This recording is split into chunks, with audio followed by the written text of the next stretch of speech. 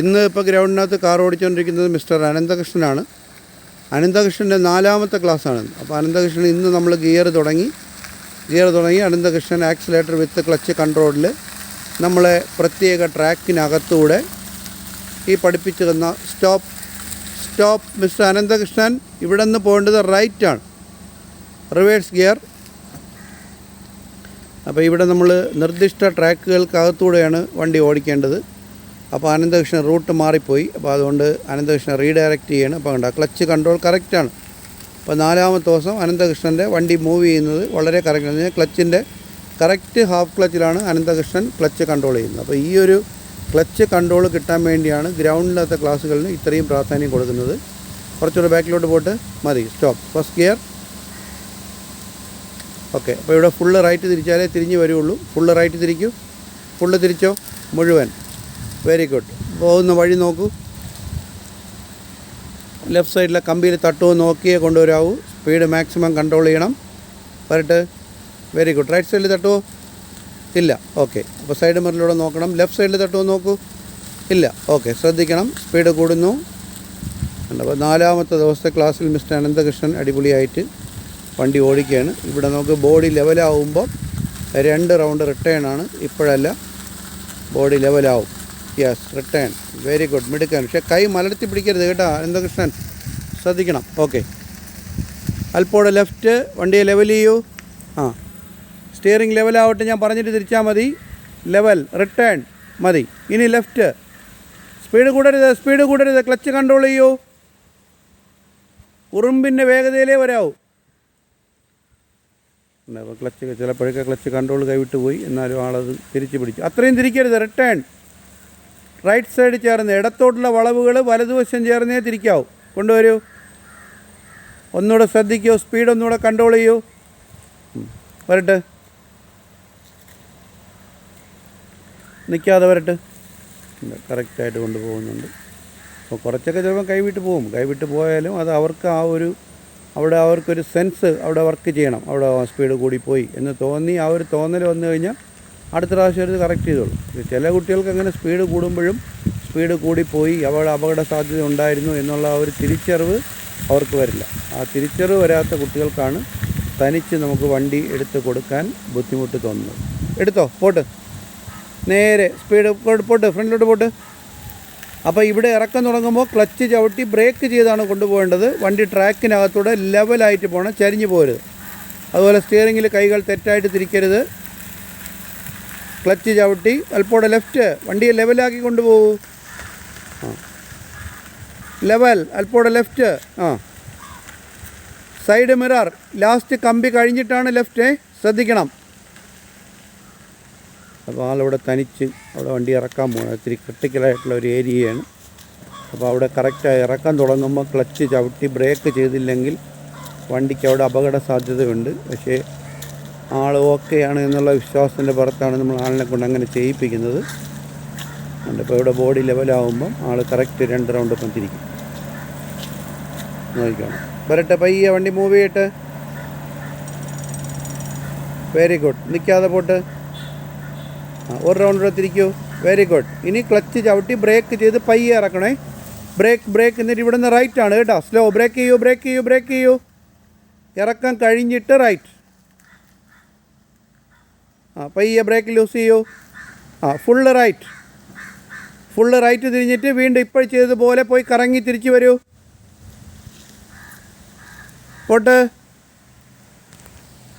ഇപ്പോൾ ആൾ വണ്ടിയെ തനിച്ച് കൊണ്ടുപോയി കറക്കി കൊണ്ടുവരാൻ പോവുകയാണ്. അപ്പോൾ ഇങ്ങനെ അപ്പർ ഗ്രൗണ്ടിലും ലോവർ ഗ്രൗണ്ടിലും തനിച്ച് ഓടിക്കുന്നൊരു പ്രാക്ടീസാണ് മിസ്റ്റർ അനന്തകൃഷ്ണൻ ചെയ്യുന്നത്. മിസ്റ്റർ അനന്തകൃഷ്ണൻ്റെ 4ാമത്തെ ക്ലാസ്സാണ്. അപ്പോൾ നമ്മൾ എല്ലാ കുട്ടികൾക്കും ഈ ഒരു ഓപ്പർച്യൂണിറ്റി അവൈലബിളാണ്. പക്ഷേ എല്ലാ കുട്ടികൾക്കും അത് ചെയ്യാൻ കഴിയില്ല. അപ്പോൾ അത് ആ കുട്ടികളുടെ കപ്പാസിറ്റിയെ ആശ്രയിച്ചാണ്. അപ്പോൾ ഇതെല്ലാം നമ്മൾ ഡ്രൈവിംഗ് തുടങ്ങുന്ന ദിവസം തന്നെ ആ കുട്ടികളോട് ഇക്കാര്യങ്ങളെല്ലാം ഡിസ്കസ് ചെയ്യാറുണ്ട്. അപ്പോൾ ഇവിടെ ആ ഒരു സമയത്ത് ആ കുട്ടികൾക്ക് മനസ്സിലാവും എൻ്റെ കപ്പാസിറ്റി എന്താണ്, ഞാൻ മറ്റു കുട്ടികളെ പോലെയാണോ, അതേ ഞാൻ മറ്റു കുട്ടികളേക്കാൾ പുറകിലാണോ. അപ്പോൾ മറ്റു കുട്ടികളേക്കാൾ പുറകിലാണെങ്കിൽ പഠിപ്പിക്കുന്ന കാര്യങ്ങൾക്ക് കൂടുതൽ പ്രാധാന്യം കൊടുത്ത് നമ്മൾ ഡ്രൈവിംഗ് സ്കൂളിൻ്റെ മുകളിൽ വച്ചിരിക്കുന്ന ഇൻസ്ട്രുമെൻറ്റ്സിലൊക്കെ ചെയ്ത് പ്രാക്ടീസ് ചെയ്ത് അത് ഡെമോൺസ്ട്രേഷൻ സിസ്റ്റമാണ്. നമ്മൾ കാറിൽ ചെയ്യുന്ന എല്ലാ സംവിധാനങ്ങളും മുകളിൽ അവൈലബിൾ ആണ്. നമ്മളത് ചെയ്ത് അതിനകത്ത് ചെയ്ത് പ്രാക്ടീസായി കഴിയുമ്പം ഇതെല്ലാം ഓക്കെ ആവും. എല്ലാത്തിൻ്റെയും മെയിൻ എന്ന് പറയുന്നത് പ്രാക്ടീസാണ്. അപ്പോൾ ഇവിടെ ഇപ്പോൾ അനന്തകൃഷ്ണൻ പ്രാക്ടീസാണ് ചെയ്തുകൊണ്ടിരിക്കുന്നത്. അപ്പോൾ ആദ്യത്തെ ഒരു റൗണ്ട് അനന്തകൃഷ്ണൻ പോയിട്ട് വന്നു. ഇനിയിപ്പോൾ 1, 2, 3 റൗണ്ട് കഴിയുന്നതോടെ അനന്തകൃഷ്ണൻ അടിപൊളിയാവും. അപ്പം അനന്തകൃഷ്ണൻ പ്രാക്ടീസ് ഉണ്ട്. ഇപ്പോൾ അനന്തകൃഷ്ണൻ പ്രാക്ടീസ് കൊടുത്ത് കയറി വരും. നേരത്തെ ആക്സിഡൻറ്റെല്ലാം കൊടുക്കുന്നു എന്നൊക്കെ ഞങ്ങളിന്ന് വിളിച്ചെങ്കിലും ഉണ്ട്, ഇപ്പോഴതൊന്നുമില്ല. അനന്തകൃഷ്ണൻ ആക്സിഡൻറ്റ് കൊടുത്ത് കറക്റ്റായിട്ട് വണ്ടിയൊക്കെ കയറ്റിക്കൊണ്ടിരുന്നത്. അപ്പോൾ ഇതൊക്കെ എന്ന് പറഞ്ഞാൽ ഓരോ ഡ്രൈവിംഗ് പഠിക്കുന്ന കുട്ടികൾക്ക് കിട്ടുന്ന സുവർണ്ണ അവസരങ്ങളാണ്. അപ്പോൾ ഇതൊക്കെ ഏത് കുട്ടികൾക്ക് മുഴുവൻ തിരിക്കുമോ സൈഡ് മിറർ കമ്പി കഴിഞ്ഞാൽ മുഴുവൻ തിരിക്കണം, അല്ലെങ്കിൽ അപ്പുറത്തെ സൈഡ് ചേർന്ന് പോകും. എന്നിട്ട് ലെഫ്റ്റ് സൈഡ് ആ മരത്തിനെ നോക്കണം, മരത്തിനെ കൂടെ നോക്കൂ, 2 വശങ്ങളും നോക്കൂ. പോട്ട് ഏത് വശമാണ്, ഏത് മരത്തിനാണ് നോക്കേണ്ടത്? Correct, okay pot. അപ്പോൾ പോകുന്ന വഴികൾ 2 വശവും നോക്കിയെടുക്കണേ. ഓവർ സ്പീഡിലോട്ട് പോകരുത്. ക്ലച്ച് കൺട്രോൾ കൂടെ കൈവിട്ട് പോകുന്നുണ്ട്. ഓക്കെ. അപ്പോൾ അടുത്ത 2 റൗണ്ട് എടുത്തിട്ട് ക്ലാസ് വൈൻഡപ്പ് ചെയ്യണം. ഇപ്പോൾ എന്തായി? Engine of. എന്തുകൊണ്ടാണ്? അല്ല, ഞാൻ സംസാരിക്കുമ്പോൾ എന്നെ നോക്കരുത്. എങ്ങോട്ടേ നോക്കാവൂ? റോഡിലോട്ട് എൻ്റെ ശബ്ദം മാത്രമേ ശ്രദ്ധിക്കാവൂ. ഓക്കെ, സ്റ്റാർട്ട് ചെയ്തോ. Okay, very good, pot. അപ്പോൾ പഠിപ്പിച്ചതുപോലെ ശ്രദ്ധയോട് ചെയ്യുക. ഓക്കെ, അനന്തകൃഷ്ണൻ എടുത്തോ. അനന്തകൃഷ്ണൻ ഇപ്പോഴും നമ്മൾ അനന്തകൃഷ്ണൻ്റെ 4ാമത്തെ ക്ലാസ്സാണ് അല്ലേ? ഇന്ന് ഗിയർ തുടങ്ങി. അതെ, 4ാമത്തെ ക്ലാസ്സാണ്. ഓക്കെ, ഇന്നലെ ക്ലച്ച് തുടങ്ങി. ഇന്നലെ ക്ലച്ച് ആയിരുന്നു. ഇന്നിപ്പം ഗിയർ തുടങ്ങിയിട്ട് നമ്മൾ എവിടെ പ്രാക്ടീസ് ചെയ്തു? ഫസ്റ്റ് ഗിയറൊക്കെ എവിടെ പ്രാക്ടീസ് ചെയ്തു?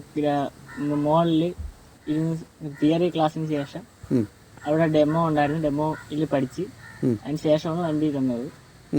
ആ ഡെമോയിൽ പഠിച്ചുകൊണ്ട് വണ്ടിയിൽ ഒരുപാട് ഹെൽപ്ഫുള്ളായിരുന്നു. ആ വണ്ടിയിൽ ഈസി ആയിട്ട് ഹാൻഡിൽ ചെയ്യാൻ പറ്റി. ഞാൻ റോഡിൽ പഠിച്ചില്ല, ഗ്രൗണ്ടിൽ 2 റൗണ്ടിലും ഈസി ആയിട്ട് കൊണ്ടുപോകാൻ പറ്റി. ഡെമോയിൽ പഠിക്കണോണ്ട് കോൺഫിഡൻസ് ഉണ്ട്. ഇവിടെ വരുമ്പോഴത്തേക്ക് ഗിയർ ഷിഫ്റ്റിങ്ങിന് ചിന്തിക്കേണ്ട ഒരു ഇത് വരില്ല. അവിടെ ഡെമോ അത്ര ഓക്കെ ആയിരുന്നു. അതുപോലെ ഇന്നലെ ക്ലച്ച് തുടങ്ങിയപ്പോഴത്തേക്ക് എങ്ങനെയായിരുന്നു? ക്ലച്ച് തുടങ്ങുന്നതിന് ഇന്നലെ ക്ലച്ചിനും അവിടെ ഇതിനൊക്കെ ഡെമോ ക്ലാസ് ഉണ്ടായിരുന്നു. അതിൽ പഠിച്ചതിന് ശേഷമാണ് കാറിൽ കിട്ടിയത്. ആദ്യമായിട്ട് അവിടെ പഠിച്ചിട്ട് വരണോണ്ട് ഇവിടെ നമുക്ക് ഈസി ആയിട്ട് ഹാൻഡിൽ ചെയ്യാൻ പറ്റി. ഇന്നലെ ഇന്നും കൊണ്ട് ക്ലച്ചിൻ്റെ ഇത് ക്ലിയർ ചെയ്യാൻ പറ്റി. അപ്പോൾ 2 ദിവസം ഇവിടുത്തെ ക്ലാസ് കഴിഞ്ഞ് 3ൻ്റെ അന്ന് മിസ്റ്റർ അനന്തകൃഷ്ണൻ്റെ കാറ് ഞാനെടുത്ത് തന്നു. ക്ലച്ചിൻ്റെ ക്ലാസ് തുടങ്ങി, ഹാഫ് ക്ലച്ച് കൺട്രോൾ പഠിപ്പിച്ചു. അതിൻ്റെ അപകട സാധ്യതയെല്ലാം മനസ്സിലാക്കിയതിന് ശേഷം ഞാൻ വണ്ടിയിൽ നിന്ന് ഇറങ്ങി. പിന്നെ അനന്തകൃഷ്ണൻ എങ്ങനെയായിരുന്നു കാർ ഓടിച്ചത്? ഞാനുണ്ടായിരുന്നു കാറിനകത്ത്. സാറ് ഇല്ലായിരുന്നു, ഒറ്റയ്ക്കാണ് കാർ ഓടിക്കാൻ വേണ്ടി തന്നത്. ഇന്നത്തെ എക്സ്പീരിയൻസ് എങ്ങനെയായിരുന്നു? ഇന്നത്തെ ക്ലാസ് എങ്ങനെയായിരുന്നു? ഇന്നത്തെ ക്ലാസ് ആദ്യമായിട്ട്, ഞാൻ മുന്നേ വണ്ടി ഓടിച്ചിട്ടുള്ള ആളല്ല. ആദ്യമേ ക്ലാസ്സിൽ വന്നതിന് ശേഷം 4 ദിവസം കൊണ്ട് വണ്ടി ഓടിക്കാൻ പറ്റുമെന്ന് പ്രതീക്ഷിച്ചില്ല.